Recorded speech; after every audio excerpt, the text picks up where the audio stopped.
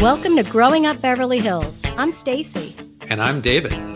And we went to Beverly Hills High School together in the 1980s. Each episode, we'll bring on a new guest to talk about their experiences growing up in Beverly Hills and their life and journey since. You may think it's all glitz and glamour in Beverly Hills, but many people have ups and downs. I think you'll find that the truth is stranger than the fiction. You're so right, David. Oh, that's all I wanted to hear. I knew it. We talked with Craig X Rubin. He's somebody we went to high school with in the 80s, and I've always stayed in touch with him, but I still learned so much I didn't know. He started smoking pot when he was 12 years old. Spoiler alert, he stole his first weed from Ringo Starr. And marijuana became a big part of his life. It led him on a journey with a lot of ups and downs. So interesting. Whenever Beverly Hills people come together and talk, you know we're going to drop some big names and places. We did with Craig, but we'll explain each obscure reference at the end of this episode in the BH Breakdown. Craig, welcome to Growing Up Beverly Hills. Let's do this. Okay, great. Well, I think one thing that we have all in common is that we're all Southsiders, and people out there might not know the concept of the South Side. What do you want to say about the South Side of Beverly Hills? And what do you consider the South Side? South of Santa Monica or south of Wilshire? At south of Santa Monica is really, Right. south of Santa Monica is South Side. Yeah, well, people don't realize how tough Beverly Hills actually was. You know, growing up on the South Side, I almost joined a gang. I'm sure you guys have heard of us, the Lawyers. I've heard of them, and we had to be really careful. The South Side gangs of Beverly Hills. It was Exactly. rough growing up in the 80s. Yeah. They almost jumped me in, but I escaped. So we were actually in the worst part of Beverly Hills that we could be from. Well, and here's the thing. I really thought we were kind of poor at the time until I went to college. And then I realized, fuck, we were really rich. Like, even though it was on the South Side, like, we're still in Beverly Hills. It wasn't too shabby. No, it wasn't bad at all, but there was a huge wealth discrepancy. People lived in giant mansions, and we often lived in apartments. And I think that movie Slums of Beverly Hills kind of captured it really well. Ooh. Right. But so many towns actually have a South Side and a North Side or below the tracks. And it's crazy that Beverly Hills had that too. Do you remember the trains that used to run through Beverly Hills? I do Yeah. remember the trains. It ran down Santa Monica Boulevard, right where Jacopo's was. And I totally remember waiting at that train before, like as a train rolled through Beverly Hills. I thought that was pretty funny. And then when I moved to Mexico, I moved to a very posh, nice neighborhood in the Yucatan, and it had Yeah. a train in there. So it reminded you of home? A little bit, and it also had like this. The city was called Merida, Yucatan, and it had this main boulevard called Paseo Montejo, which is like Wilshire Boulevard, and they put up all the lights and the decorations for every holiday. And I lived 2 blocks from that street, so I used to walk it every evening, and it kind of did always remind me of home because it looked like Wilshire Boulevard. Very nice. My neighbor growing up was a guy named Jamie Bihar, and I think at his duplex apartment is where I first met you. It is. I think we were talking about that yesterday, that we met at Jamie's house because we used to go there in the morning to smoke cannabis and after school and on the weekends. And Jamie, we were talking about how Jamie killed himself. He was like the first person I ever knew to die By suicide. as a young person. I think Dale then died after him, and a couple other older kids from our school got in a car accident in Holmby Hills for a while. But it was the first Jamie, and I really was friends with Jamie. He was such a nice kid. And it makes me think, if there's anyone sad out there right now and feeling suicidal, that life can always change, you know, you just never know. And you got to keep going, because it sure would have been nice to still know Jamie today. He was such a cool guy. And I know he was going through tough times as a teenager, and we all do. There's so much of it is in your own head.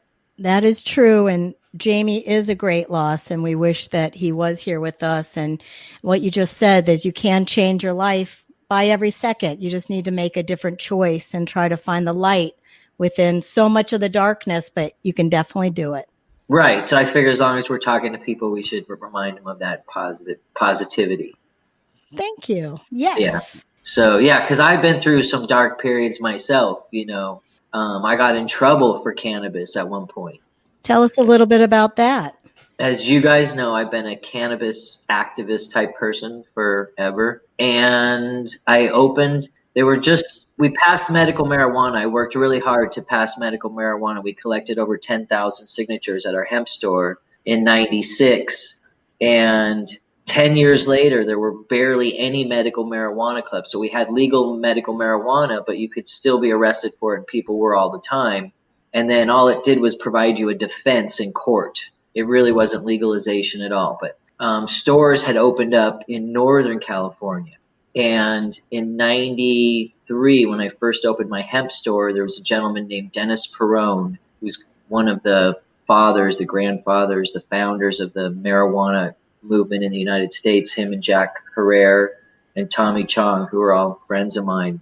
And Tommy's the only one left alive. Jack and Dennis have passed away, but Dennis created medical marijuana. He was a really fascinating guy, and I've met so many interesting people in my life. I feel like some of my story is some of these cool people that I've really met, like John Trudell and Tommy Chong, and these people who I've gotten to know over the years. And Dennis Perrone was one of those really lovely, lovely people. He was a tiny little guy, but he was one of the toughest people I ever met. He was a gay guy. He was a military police officer in Vietnam.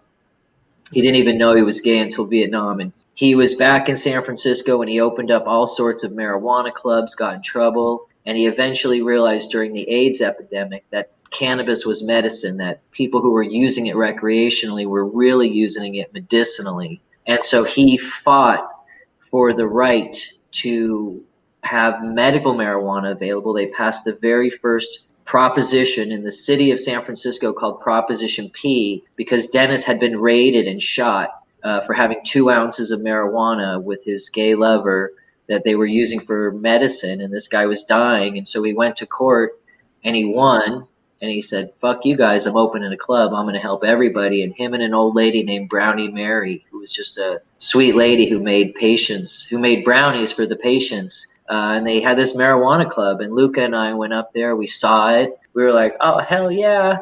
And so we started helping sick people. We were like, if we're going to get in trouble, Jesus was healing the sick. We're going to help heal the sick.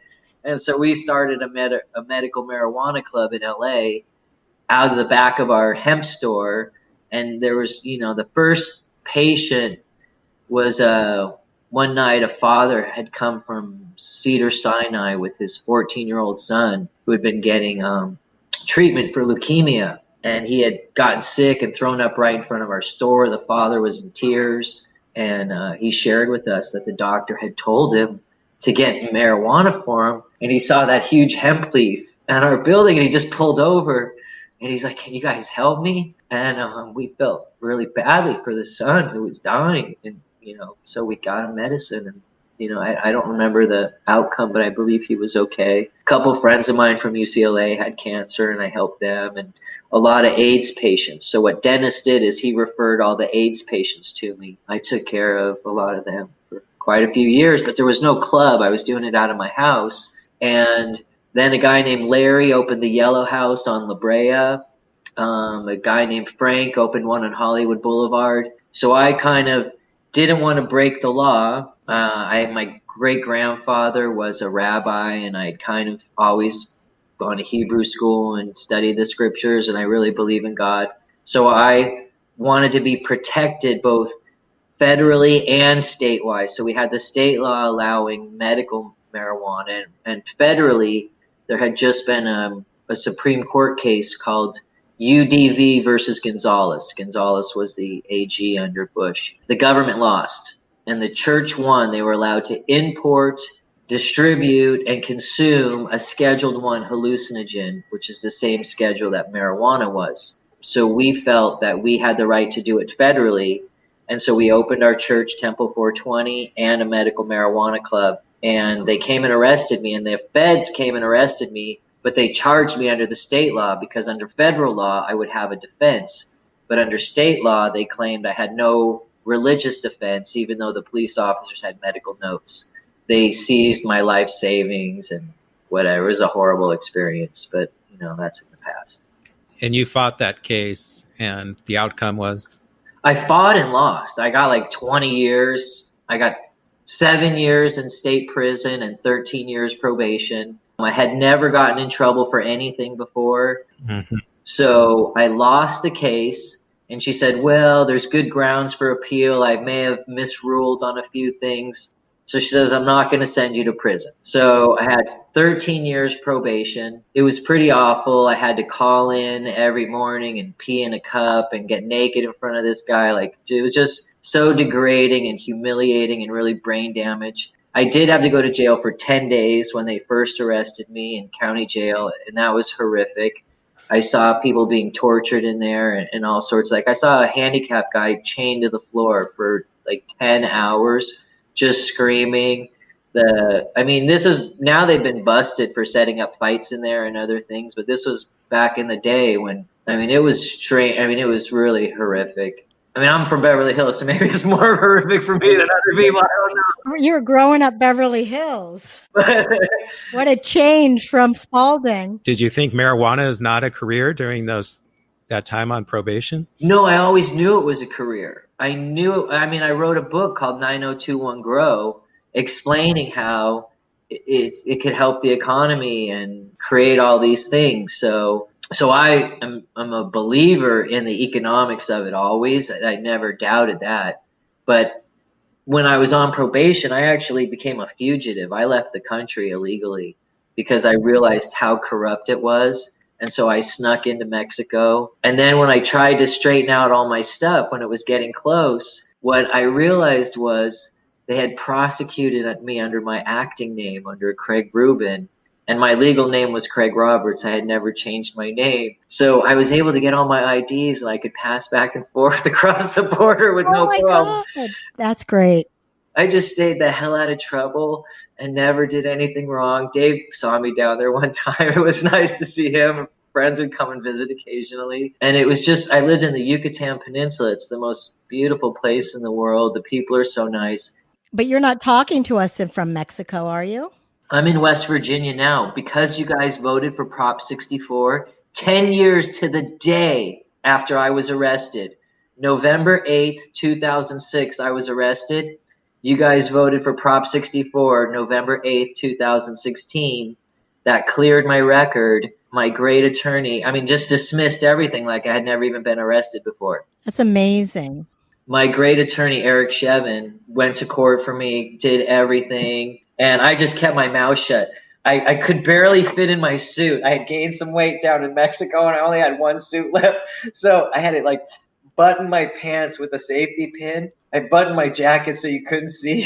I had on my one last clean tie. And the prosecutor was like, Your Honor, he hasn't been to a probation. He hasn't paid anything. He wanted to throw me in jail so bad and charge me all this money. And the judge just went this is the white privilege thing. He's like, hey, look, he's a white guy in a suit. He's never gotten in trouble once for 8 years. My attorney goes, he thought he had summary probation. And I knew I had fucking formal probation. I was supposed to call in every day. I got so sick of these guys. They were really fucking with me and I was just done with it. I was just done with America. I was kind of feeling like this whole New World Order, central bank bullshit. I'm done. I'm leaving the country. But I still love my country. I love America. I just felt like I didn't have my freedom of religion. I didn't have any of my rights. And it was really depressing. It was like your girlfriend cheated on you. And it hurt. I love America. And I knew I could have freedom of religion. And they cheated on me, Well, we're glad to have you back. America loves you. Well, and that's the theme of my new company, TysonFarm.com, is it's time to come home. All my workers, like Christina, my assistant, who you guys met a second ago, she's an American who's been living in Mexico. My workers are all Americans who've been living in Mexico for years and years. And now that Trump's bringing manufacturing back and the jobs back, we're like, it's time to come home. And so I'm bringing back all these Americans from around the world to come work for us. And it's cool. Look at you saving the world one bud at a time. Exactly. One homie at a time. Now, I guess before you were on probation, you were running for office. Well, before I was running for office, I was on weeds. Tell us about weeds. The reason I got arrested was because I was on weeds, because I was a very outspoken activist. and I was making pretty good money and spending it like to travel around the country and speak out at different rallies to end prohibition and things like that. I was giving money to people who were activists, and then I was getting in movies and TV, like about 15 marijuana movies: Haunted House of Chronic, Totally Baked, Super High Me, The Emperor Wears No Clothes, How Weed Won the West, American Drug War, just a lot of those, the union documentaries about marijuana and cannabis and the people fighting for it. And then I got to be an actor on the show Weeds, which was really fun. Another Beverly graduate. Yeah, Genji Cohan was the creator of that show. And she comes from the Cohan clan, which are like, their fathers won more Emmys in Hollywood than anyone in the history of the Emmys. Her brother created some really good shows too. And so they're, yeah, a very talented family. So did that Beverly connection help you, or was that all because everybody knew you so well as a marijuana advocate? No, it was definitely the Beverly connection. John O'Cohan is my son's godfather, Chris's godfather. So I gave him some copies of 9021 Grow, and he gave them to his sister and some of the other producers on the show.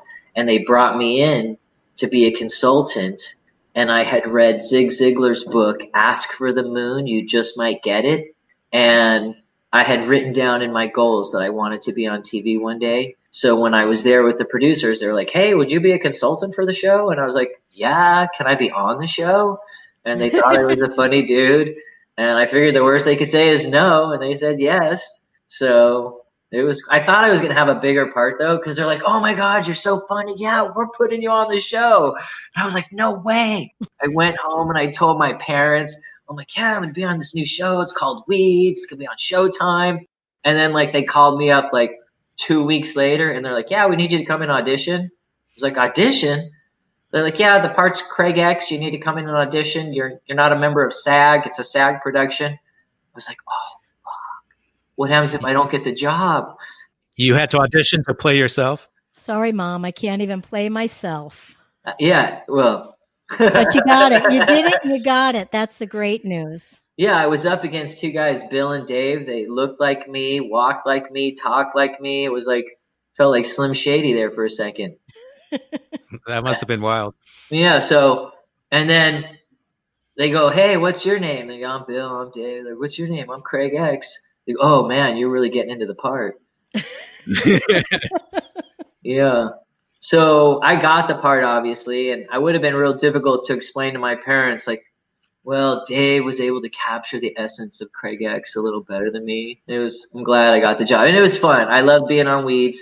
I still love, like, because my best friend, he's doing Mission Impossible right now with Tom Cruise in Rome. So wherever we go, he's like, hey, what's up, actor dude? And, I'm a nobody. But whenever my show episode comes on and one of my friends sees it, they're like, dude, I saw you on Weeds, man. And so I was like, oh, thanks, bro. Cool. Glad you thought of me. Yeah, so I'm not like an actor. So I appreciate, when someone goes, bro, I saw you. I think it's great. Do you ever get recognized on the street? Well, twice on the street in my whole life. One time from a girl named Allison who was real nice. And I thought, oh, I'm a celebrity now, kind of, but it was like no big deal. She was a real pothead. And then at the trade shows, I get recognized by like 20 people maybe during the trade show because they're really into him. So it's the culture. That's great. How did your parents feel? They were happy that you were an actor. Were they happy that you've been in the marijuana business all these years? No. I mean, my parents were happy I was an actor at Beverly Hills High School in the plays and drama department. I mean, my dad didn't care one way or the other if I ever got in a show or did a movie or anything. My dad said to me, as far as I'm concerned, smoking marijuana is as bad as shooting heroin. Each hit of the marijuana cigarette is the same as sticking a needle in your arm. Okay, that was a direct quote from my dad in the 80s.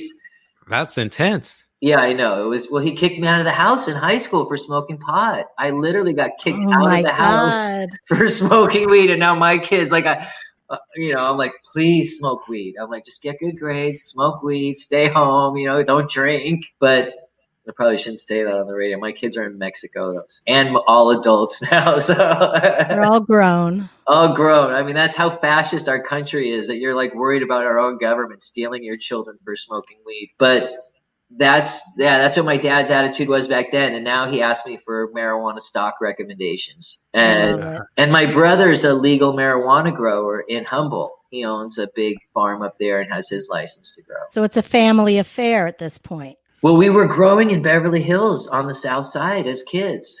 My dad thought we kept hitting baseballs up on the roof, and that's why we were cracking those terracotta tiles. But we actually had some plants up there that we were growing because we used to score. After Jamie died, we started going down to Pico and Hoover on our moped and getting like an ounce of weed for $10 from the Mexican kids. I had my own experience at Hoover and Pico. Yeah. And so we were trying to grow that stuff, but it was such shitty weed, and I didn't know a male or a female. It wasn't until I was in college that I accidentally grew some kind bud that I started to realize genetics and then really get into it. But we grew all through high school, just crap. Total crap. Yeah. People smoke pot, but not a lot of people make it like a lifelong passion and pursuit. What do you think happened to you that like? Well, what I wrote about in my book, 90210 Grow, is my dad and I were really close when I was little, and I had long hair in the 70s. And my best friend at the time, Chris Graykel, did you guys ever know him? He went to Crossroads. No. All right. Well, his father is Ringo Starr's attorney, and his dad and my dad went to elementary school and Hamilton High School together, and Chris and I went to nursery school at Children's World with Tony Concert. Wait, I went to Children's World. I bet you went to Children's World together. I think we were in class together, so I might have known you before Beverly Hills. Yeah, so I went to Children's World with Tony. You remember Tony there and Ruth? Yeah. I went to Children's World too, and we're the exact same age, so we probably were there together. That's so funny.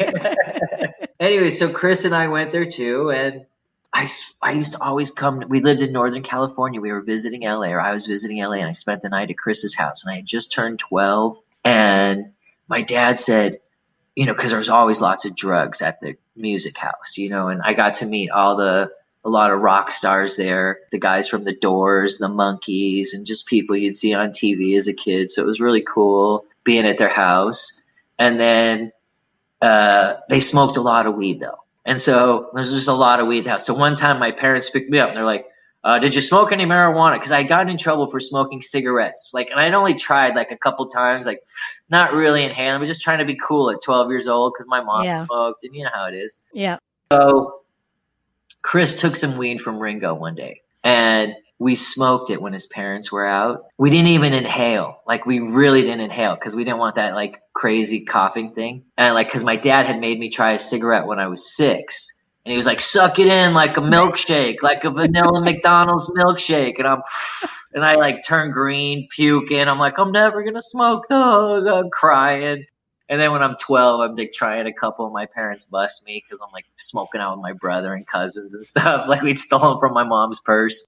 So then we go to the Graykells. Chris takes a joint, and the two of us kind of smoke it. And my dad's like, tell me the truth. You won't get in trouble. Just tell me the truth, And I had that long feathered hair in the 70s. I'm like, cool, whatever. I'm like, yeah, we tried it, whatever. I didn't like it. He's like, oh, you tried it? And then he gave me a fucking crew cut, in the 70s. I had to wear my baseball hat for a year.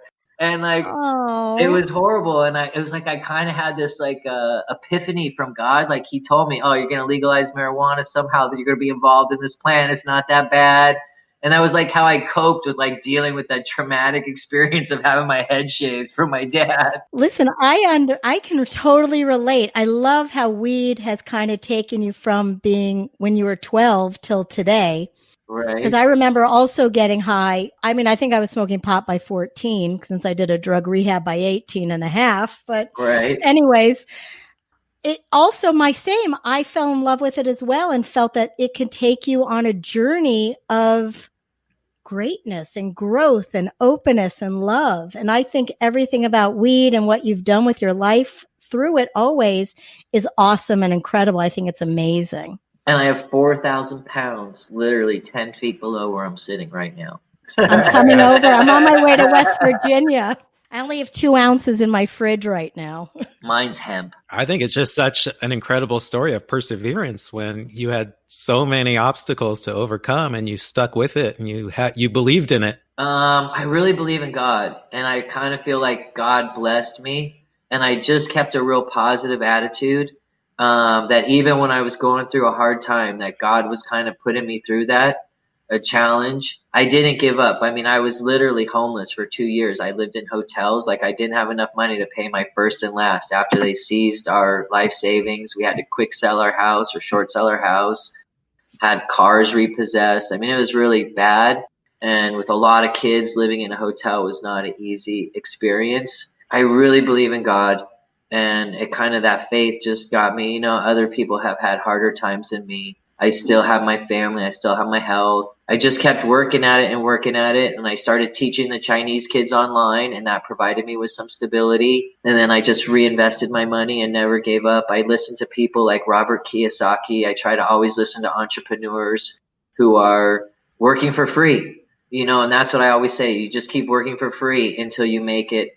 And when you're working for free and only working for yourself, you kind of are forced to have a lot of faith and just keep going. I just got really lucky, and I thank God. That's wonderful. All right, now, how did God and your journey come together? Because I understand you opened some temples and. All right. Well, here's the funny thing. All right. Well, I grew up like pretty Jewish, big Jewish family, Like all of us. all the Jewish holidays, but I never really learned to pray until I went to the Indian reservation at the bottom of the Grand Canyon.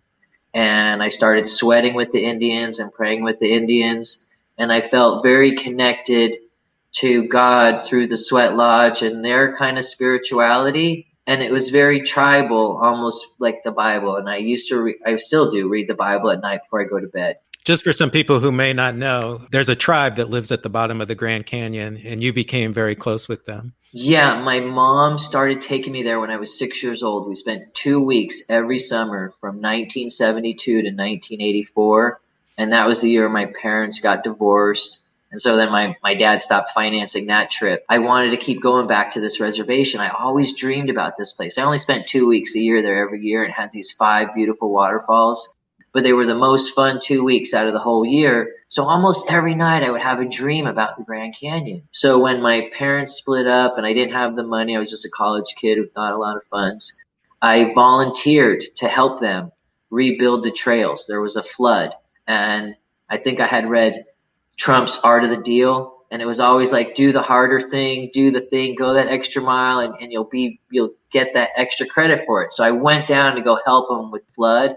And I worked my ass off for a week. It was kind of disrespected, but I felt good. I was giving back to a place I loved, and I got to stay there for a week for free. And I just worked my ass off. And the day I was leaving, this one guy, he was 26 years old. He just turned 66 this week. Roland Manikaja. He's one of the tribal elders. He was like 26. He had just gotten out of jail. And he's like, "Hey, come here, kid." He's like, "Yeah, you want to smoke?" I'm like, I'm all out. I smoked out with everybody. He's like, "No, we're going to smoke you out." He's like, "Yeah, I just got out of jail. My grandfather was the chief. I'm going to be the chief one day. I heard you've been helping out here. You're a friend of the tribe. I'm going to smoke you out. You want to come to the sweat lodge?" Hell yeah, I do. You know, it was like the first time someone was respectful to me and treated me nice. We smoked all the weed they had. We sat there for hours. They were working. They just quit working. We smoked and talked all day long. And then we went and did the sweat lodge. And then they gave me one of their horses, and they're like, "Yeah, just leave it at the top of the canyon. We'll get it tomorrow." And so I sweat lodged, and then I rode out on this white horse in my Serape. It was awesome. He's still one of my best friends. His picture's on my wall right here with him and his 9 kids. That's awesome. One of my biggest regrets is not going down there with you. I had an opportunity. You invited me down.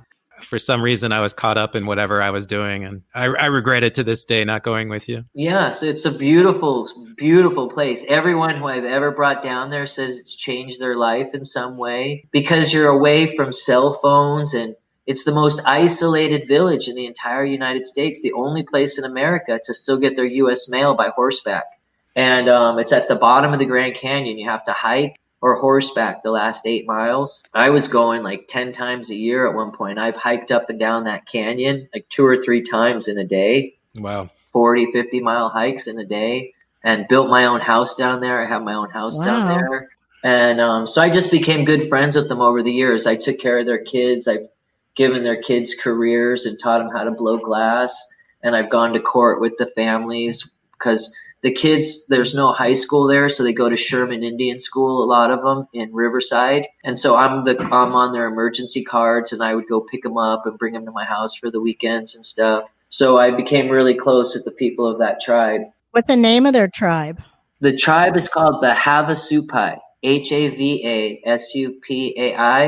They're part of the Pai Mojave culture, the Paiutes that Utah's named after. There's the Wallapai, the Yavapai, the Coconinos. The Hopis call them the Anasazi because they built the cliff dwellings, and they still have, they call them Bawilas. Ba is man, we is stone, so Bawila is like a man-stone place. Yeah, so I learned some of their language and their songs and their sweat stuff, and they're called the Rastas of the Grand Canyon. They love Bob Marley. They love cannabis also. And for some reason, I just connected with these people in this place. It's been a real blessing in my life. That's great. And then bad stuff happened after. To me, but that's life. But I think my story was really well publicized. They kind of tried to make an example out of me in a bad way. And what happened was people felt sorry for me and felt like, well, why is this stuff illegal anyways? And it kind of helped change people's minds. I mean, that's what I tell myself. And I kind of had this, like, not upset with God, but I was like, dude, come on. All my friends are getting rich with this shit. I'm fucking teaching English to Chinese kids for, I'm barely feeding myself here. And I kind of had this, like, don't worry, you'll get yours. It's going to be okay. And I was like, whew. Thanks, dude. Good. I'm glad. And the faith survived, and the faith kept you going. And probably that's what keeps you today. So that's great. That's wonderful. Speaking of, what are you doing today? I have this awesome new product. Can't wait to see. It's called a fat sack of incense. And all it is marijuana. It's an ounce of weed that I sell wholesale for $10, retail for $20. I'm in the smokable marijuana business, smokable hemp business. So for hemp, in case the people out there don't know, it was legalized in 2018. President Trump signed the Farm Bill. And so any marijuana that has less than 0.03% THC Delta 9 is considered hemp. Products and derivatives with hemp. We made this awesome bag called a fat sack of hemp. And all it is an ounce of weed, of hemp weed, that you can burn as incense like I did in my church. And so it's long sticks. It's like 4 long 7-ounce buds. It's really nice chronic weed, but it's hemp. It's low THC, but it's perfect for smudging and blessing someone. Or you can roll it up and use it as an incense in a cigarette. That's fat with a PH. Yeah, fat with a PH. And you get it at TysonFarm.com. Woohoo! Yeah. One thing that we like to ask everybody on our show is kind of how and when your family and why did you guys first come to Beverly Hills? My dad grew up in Beverly Hills on the south side also, but he couldn't join a club. Like they had in there, I guess they were like gang clubs, but they weren't really. They were a bunch of white guys, social clubs. So my dad wanted to be in a club with all the kids he went to junior high school with. So my dad went to Hamilton High School, and then my dad was a really successful businessman.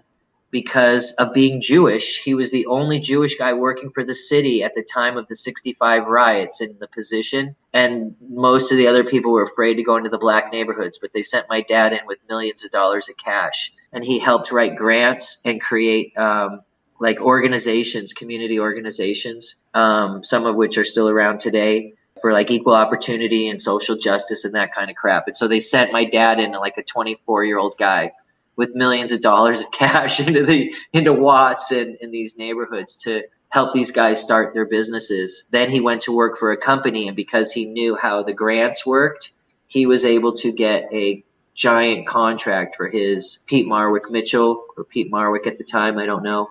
And so he became one of their younger partners and then went to Korn Ferry. And he was with Korn Ferry in San Francisco, and then they moved to Century City. And my grandmother and my aunt, you guys know my cousin Allison Halfon. We went to high school with her. Yeah, we know Allison. Yeah, so they lived in Beverly Hills. So we looked at a couple of houses in Beverly Hills. Chris Ostro's mom was our real estate agent. She had gone to high school with my dad. Barbara. Exactly. Barbara Goldberg, who became Barbara Ostro. And she went to Beverly High also. So did my mom. Oh, yeah, that's so cool. Did your mom or parents go there? Well, my dad went to Hamilton as well, and my mom went to Fairfax. My mom went to Fairfax. Oh, yeah. So they probably know each other anyways. Yeah, that'd be pretty funny. So what age was that your family moved back? How old were you? August 15th, 1978, we moved into South Weatherly. We had looked at a house that was right south of the Beverly Hills Hotel, and it was the same price as the one on South Weatherly, but the one up there, it was a lot bigger, and it was in crappy condition. But I think both of them were like 210, and my dad didn't want to fix her upper. Started in 7th grade? 7th grade. At what school? Horace Mann. Oh, you were at Horace Mann, because I moved also in 7th grade, and I went to BV. From where? Just LA. I grew up near La Brea and Beverly before. By Park La Brea. Yeah, by Park La Brea. Okay. Yeah, over by Farmers Market. Yeah, where we exactly used to go every weekend. Before the Grove is the Grove. That's where I grew up. That was my stomping ground. I had my first birthday at the Beverly Center. My first, second, and third birthday. Maybe one was at Kittyland. At Ponyland. I used to go horseback riding. Yeah, Ponyland and Kittyland are and then they tore it down for the Beverly Center. Yeah, and then I had my 16th birthday, I think in 84 or maybe in 82. We graduated in 84 from high school. Yes, I was 18. You guys probably all both went to my Sweet 16. David, I'm sure you went to my Sweet 16, that big party I had at some nightclub or something. I don't know. I'm the only one who doesn't smoke pot, and I remember very little, much less than both of you guys. Craig's mind is blowing mine because his memory is quite intact. I'm very impressed, Craig. I know. And I remember one horrible thing, one Halloween at your house. Oh. Do you remember that? I feel really badly about that. It's a good story. Tell it. It was me and Ellie Miller, but you guys blamed me and Johnny Silverman. It was Johnny Silverman, wasn't it? No, it wasn't. It was Ellie. It was me and Ellie the whole time. All right, tell the story. It's so good. Well, here's the thing. It was kind of stupid. I don't remember. We were all just dumb, hanging out at your house at Halloween. Oh, and then Richard. I got a story about Richard too. Oh, please.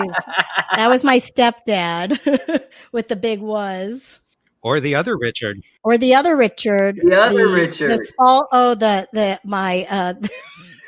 I think we have a lot of stories we can go offline. It'll be another topic, but we have a lot to reminisce about the stories at my house. But with our housekeeper, Richard, yes, who was the first drug dealer. Oh God, he was a character, that's for sure. But I'm building my wet sauna like your parents' wet sauna now because of that. I love it. So what happened was one Halloween, but Ellie worked with your dad, right? Mm-hmm. Okay, so me and Ellie were there, and Ellie's like, "Oh, wouldn't that be funny?" And we gave some kids, 2 kids, cigarettes and matches for Halloweens. It was just the stupidest fucking thing. It was very irresponsible. We were 14 years old, whatever. And me and Johnny Silverman left, but it was me and Ellie that did it. You guys just blamed Johnny and I, and we were like, "Okay, fine, no big deal." Well, my stepdad came home, blamed Johnny, and runs around telling every one of my friends that Johnny Silverman is now banned from my house and is not allowed in the house at all. I was too. You were banned too, right? Yeah. You got banned too. Well, you can come over now. All right, thanks. But the funny thing was, it was me and Ellie. It wasn't Johnny. Oh, poor Johnny. I know, but Ellie was like, "I work with him. Just say it was me, you, and Johnny." We're like, "All right, no problem." We were like, you guys spent less time there. It was easier to blame you guys. Exactly. David was here a lot. David was there a lot. I was there that night. Yeah, I remember. Oh, were you there when he was all upset? Yep. Oh, yeah. David stayed for the aftermath. Oh, shit. I never got banned. Oh, thank God. And we didn't try to be that irresponsible. I mean, looking back, it was just stupid. No, we totally were being irresponsible, and we did mean it, and that's okay. A lot of those stupid things that we did in high school are things that it sticks with you and you feel shame about them. I do feel very irresponsible about the act that evening. Now we're looking back on that. But I feel like I didn't think we did it in a way to be malicious. It was so funny. We didn't think it was horrible. I didn't think some kid was actually going to go smoke a cigarette or something. And it was fucking hysterical when we did it. We all fucking laughed about it, and whatever. We were the guys that left because we were still trick-or-treating, One thing that we didn't kind of cover that I wanted to ask you about is just kind of your Beverly Hills high school experience in general. Did you hear the deep breath? Yeah. It was a real education in life. I was not the best academician. So I did pretty well in ninth grade. I did okay in 10th grade. I had 185 absences my second semester senior year and ended up with 2 D minuses and 2 Fs. I graduated with 1 extra credit. Like, I think we needed 220 credits to graduate. I had 221. My teacher, my counselor, Mrs. Beryl Franklin, she was like, you skated by on the absolute minimum possible, whatever. So academically, I really did not take advantage of all that we had there. We had a lot of control over like our own classes and our own schedule. And that I had nightmares about that, recurring nightmares after I graduated high school that I was missing a class to graduate. I totally had that nightmare. My dad said he had the same nightmare. I had that for years. And even with UCLA, when I finally got my degree from UCLA, for years afterwards, I had the dream like I was missing one class or something. And they found it out or something. I don't know why it was up to us. Like, they put way too much pressure on a kid that age to like figure out how to graduate from that high school. Well, I thought, it provided us with a lot of responsibility. I worked like 30 hours a week during my junior and senior years. So I was more focused on making money than I was really on anything academic. I used to pay the secretaries at the secretarial pool in Century City to edit my papers to make sure my grammar and spelling was all done because they didn't have spell check back then, right? And so I wanted to get good grades, so I would just write the paper. It was horrible grammar, horrible spelling. I'd give it to the secretaries. They'd clean that shit up for me. I'd turn it in. I did that through UCLA. It wasn't until I wrote my first book, 9021 Grow, that I realized what a shitty writer I was. And I had to rewrite and rewrite and rewrite. And now I'm actually a good writer because of the experience. Didn't you run track and you did some drama? In 9th and 10th grade, I was really into track and drama. But by 11th and 12th grade, I had a serious girlfriend, a sports car, and a need for a lot of money. So I was like an adult who just happened to still have to go to high school. Like I said, I barely graduated. I got in some trouble with the car and tickets in Beverly Hills. I looked like I was 13 years old driving a car. Those guys used to give me a ticket like every few minutes. And the guy down in Santa Monica at the courthouse hated me. But for some reason, I would like always I'd plead not guilty. And I delivered pizzas for Brooklyn's Famous, where all the Beverly Hills cops worked. And then Stan, the pizza guy, would tell the cops not to show up. So he would say, just plead not guilty, go to court. The guy won't show up. And so they kept not showing up. So I would win the case. But the judge hated me because they kept giving me tickets. I kept showing up at his court. So it was bad. And my dad was pissed because he was missing work. So my cousins taught me how to sign my own emergency card in 9th grade. So I had my dad sign one emergency card and then I signed my own, the one I turned in. So years later, when my cousin Michelle, I went to go pick her up one day and I went into the attendance office and they were like, Craig. And I was like, you guys remember me? They go, remember you. They go, we could never forget you. And they pulled out my file and they go, we take this thing out whenever we need to laugh. I go, are you kidding me? Because I had 185 excused absences. I never had one unexcused absence because I wrote a note for everything. The whole idea behind the signature card was if you wrote your own signature card for your parent, you could sign your own name as them every time and get an excused absence. I totally did that. Here's what I did. I went one step further. So I would, whenever I had a legitimate one from my dad, like a real orthodontist appointment or a real one, I would have my dad write one. And then I would rewrite it with my left hand, the worst I could possibly do it so it would look like shit. And they would call my dad and they would be, I'm busy. My son would never do anything like that. Stop bothering me at work. Of course I wrote that note. Click.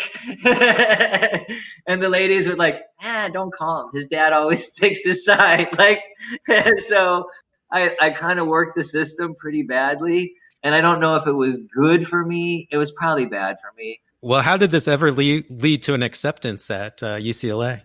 I had to go to junior college. Okay. And I had to go to SMC for 2 years. And I really sucked when I first got there. Like, I was bad. I had to like do some remedial shit, but I got straight A's at SMC.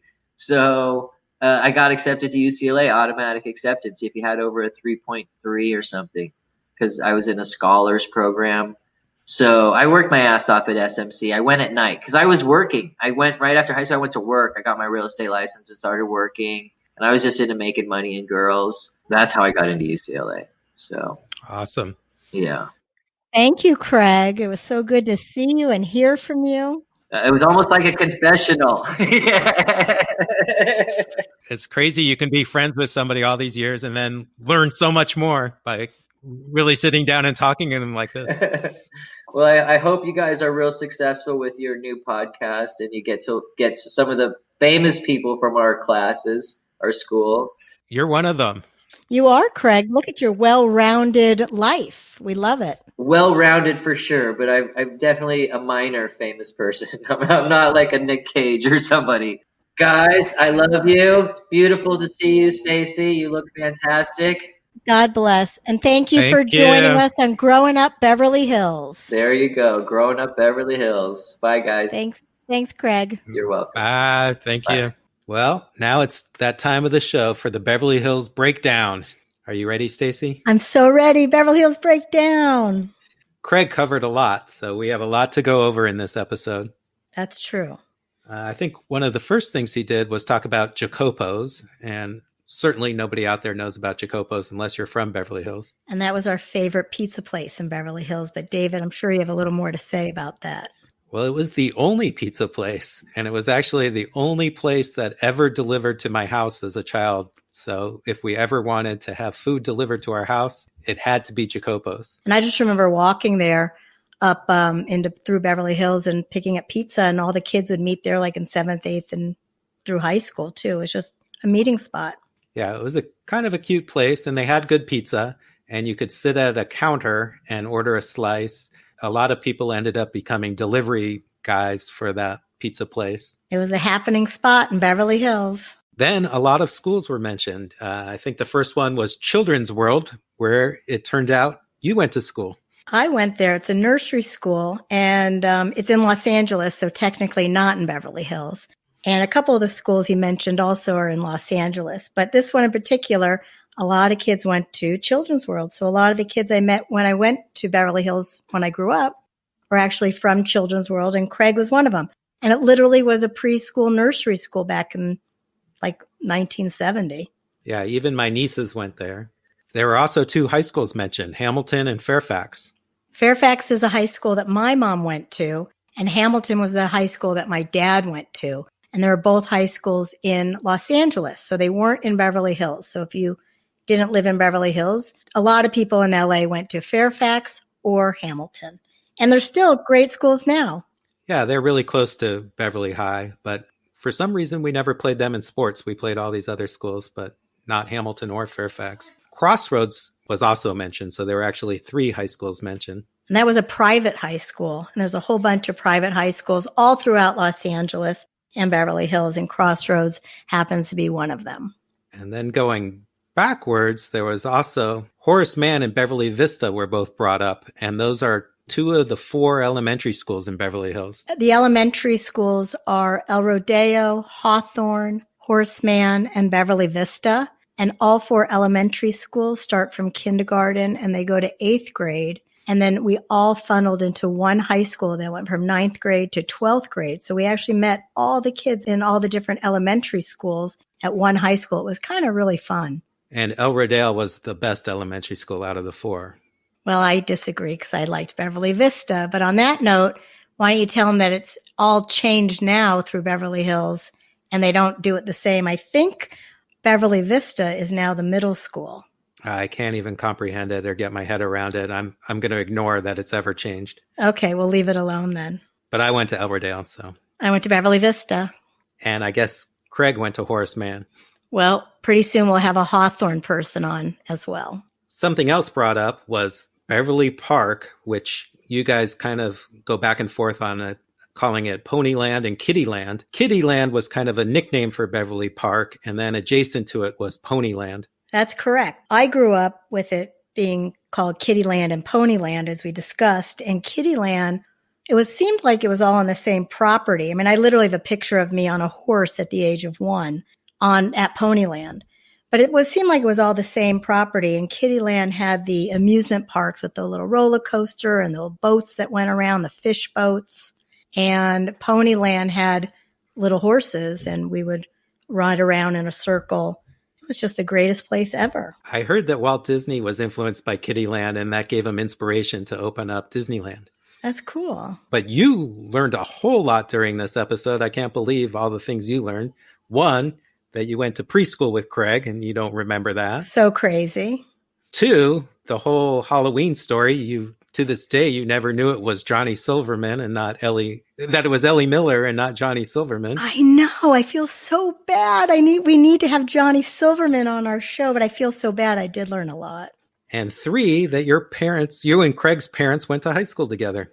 I know. How weird is that? It was really so many connect the dots. Not only was it Beverly Hills geography, but I learned a lot about Craig X Rubin on our episode. It was so awesome.